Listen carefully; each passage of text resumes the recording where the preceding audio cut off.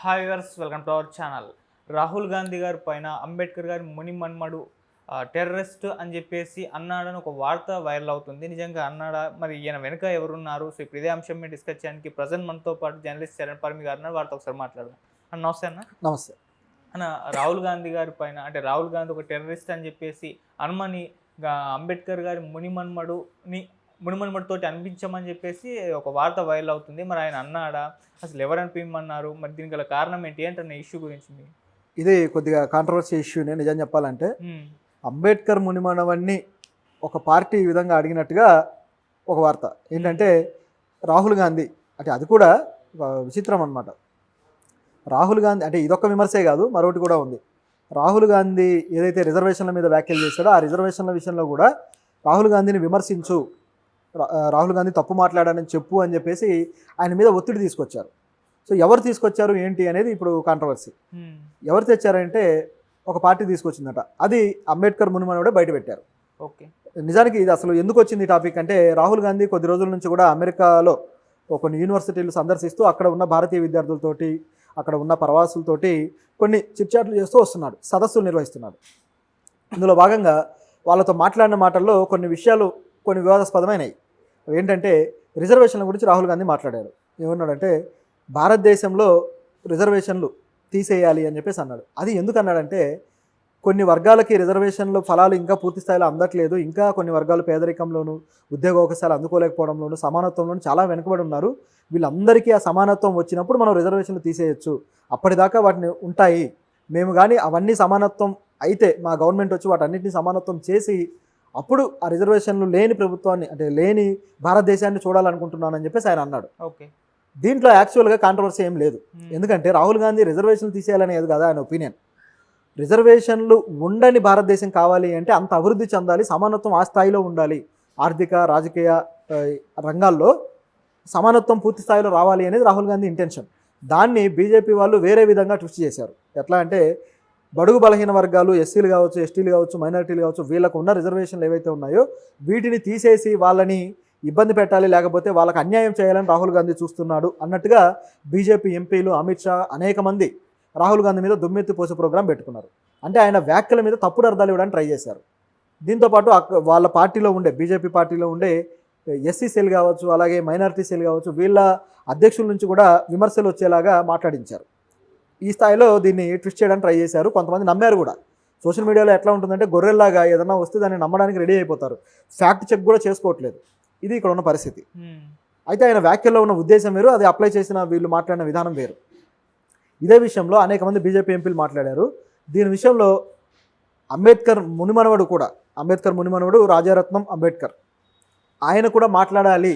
ఈ విధంగా రాహుల్ గాంధీని రిజర్వేషన్ల విషయంలో వ్యతిరేకిస్తూ విమర్శలు చేయాలి అని చెప్పి ఆయనకు ఒత్తిడి వచ్చిందట. ఎవరి నుంచి వచ్చిందంటే, బీజేపీ పార్టీ నుంచే నాకు ఆ ఒత్తిడి వచ్చింది, కొంతమంది ఆ పార్టీ నుంచి నాకు ఈ విధంగా మాట్లాడమని చెప్పేసి కమ్యూనికేట్ చేశారు అని చెప్పేసి ఆయనే మీడియా ముందు బయటపెట్టాడు. కానీ నేను ఆ విధంగా చెయ్యను, నేను సమానత్వం కోసం పోరాడే వ్యక్తిని, అంబేద్కర్ ఆశయాల ప్రకారం పోరాడుతున్నాను. ఆయన ఏమన్నాడు ఏంటి అనేది నాకు తెలుసు, దాంట్లో క్లారిటీ ఉంది. నన్ను ఎవరు నా పై అధికారిలాగా నన్ను ఎవరు వచ్చి హుకుం జారీ చేస్తే మాట్లాడే వ్యక్తిని కాదు నేను అని అంబేద్కర్ గారి మునిమనుడు చాలా స్ట్రాంగ్గా రిటర్న్ కౌంటర్ ఇచ్చాడు.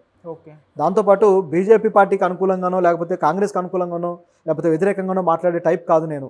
నాకు బీజేపీ ఎంతో, కాంగ్రెస్ కూడా అంతే, ఎవరు తప్పు చేసినా నేను విమర్శిస్తా, కానీ ఇక్కడ విషయం ఏంటనేది నాకు తెలుసు అని చెప్పేసి ఆయన అన్నాడు. సో ఇది బీజేపీకి చాలా పెద్ద కౌంటర్.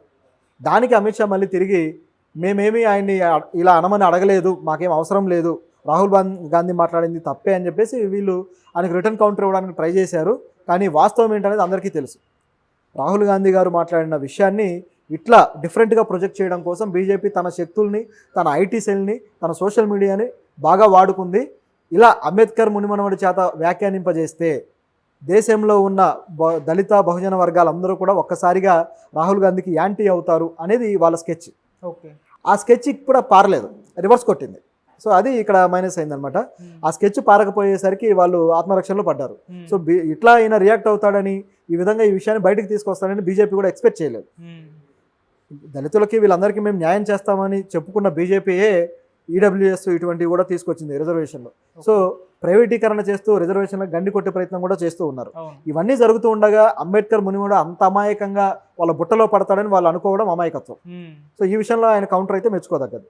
ఓకే. అన్నకి ఇటు రాహుల్ గాంధీ గారు కూడా అమెరికాలో ఉండగా సిక్కుల పైన చేసిన కామెంట్స్ ఎంత కాంట్రవర్సీ క్రియేట్ చేసో తెలిసిందే. సో ఆ ఇష్యూ గురించి ఏం చెప్తారు? సిక్కుల మీద ఆయన కామెంట్లు కూడా అవి కూడా బీజేపీ స్టైల్ ఆఫ్ ట్విస్టింగ్ అన్నమాట. ఓకే. ఆయన ఏమన్నారంటే సిక్కులు తలపాగా పెట్టుకోవడానికి కూడా భయపడుతున్నారు, సిక్కులు వాళ్ళ ఆత్మరక్షలో పడిపోతున్నారు, సరైన వాళ్ళు. ఎందుకంటే సిక్కులకి ఒక 5 రకాల పద్ధతులు ఉంటాయి. ఖల్సా అంటాం దాన్ని. తలపాగా కావచ్చు, ఖడ్గం కావచ్చు, ఇటువంటి ఒక 5 రకాల పద్ధతులు ట్రెడిషనల్గా వాళ్ళు మెయింటైన్ చేస్తారు. అంటే ఒక వారియర్ స్టైల్ వాళ్ళది.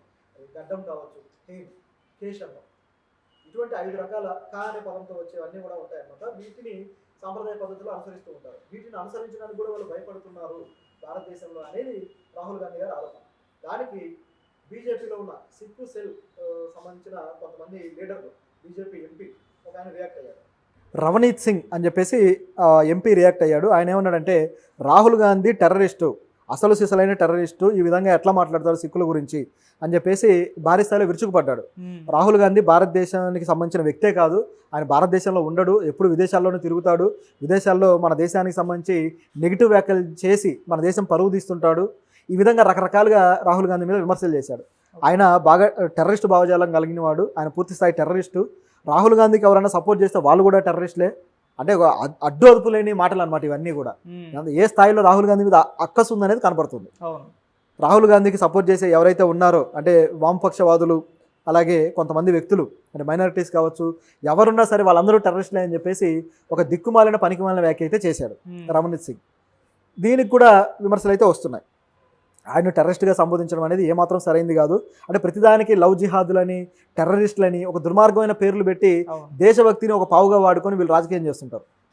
అంటే వీళ్ళ పార్టీ ఒక్కటే దేశభక్తులైన పార్టీ, దేశంలో ఉన్న మిగతా పార్టీలన్నీ కూడా ఏదో గొర్రె పార్టీలు లేకపోతే టెర్రరిస్ట్ పార్టీలు అనే ముద్ర వేయడానికి ట్రై చేస్తుంటారు. ఇంతకన్నా నీచమైన రాజకీయం ఎక్కడా ఉండదు. సో ఈయన ఈ విధంగా మాట్లాడడంతో పాటు కొంతమంది వ్యక్తులు సిక్కులు సోనియా గాంధీ ఇంటి ముందు ధర్నాలు కూడా చేస్తున్నారు. ఆవిడ ఇంటి ముందు ధర్నాలు చేసే బ్యాచ్ ఎవరై ఉంటారనేది మనం ఊహించవచ్చు. సో వీళ్ళు కూడా వాళ్ళకి సంబంధించిన బ్యాచ్. ఇది ఇక్కడ ఉన్న సిచ్యుయేషన్. అంటే రాహుల్ గాంధీ అమెరికాలో ఏది మాట్లాడినా ఈ మధ్యకాలంలో అది వివాదాస్పదం అవుతూ ఉంది. ఎందుకంటే అక్కడ వాళ్ళు నమ్మడానికి అవకాశం ఎక్కువ. ఎందుకంటే మన ఇండియన్ మీడియాను వాళ్ళు ఫాలో అవ్వరు, ఇంటర్నేషనల్ మీడియాను ఫాలో అవుతారు. ఒకవేళ వాళ్ళు ఏదైనా ఫాలో అవ్వాలనుకున్న నేషనల్ లెవెల్లో ఉన్న చాలా వరకు మీడియా గోధి మీడియా, టైమ్స్ నౌ కావచ్చు, రిపబ్లిక్ కావచ్చు, న్యూస్ 18 కావచ్చు, ఏవైతే ఛానల్స్ ఉన్నాయో ఇవన్నీ కూడా ఆయనకు భజన చేసే మీడియానే. అదాని, అంబానీవి ఇవే వీళ్ళ మీడియాలు. కాబట్టి అక్కడ వాళ్ళు నమ్మే పరిస్థితి లేదు. సో న్యూట్రల్ మీడియా మీద ఆధారపడతారు, లేదంటే అక్కడ ప్రత్యక్షంగా మాట్లాడినప్పుడు అది నమ్ముతారు. దానివల్ల వాళ్ళు మిస్గైడ్ అవుతారేమన్న భయం అనమాట వీళ్ళకి. సో ఆ విధంగా నమ్మకుండా ఉండటానికి రకరకాలుగా వీళ్ళు ప్రయత్నాలు చేస్తూ వస్తున్నారు. ఇది కూడా కొంతవరకు ఫెయిల్ అయింది. ఎందుకంటే ఈ రవనీత్ సింగ్ మీద ఇప్పుడు కేసు పడింది.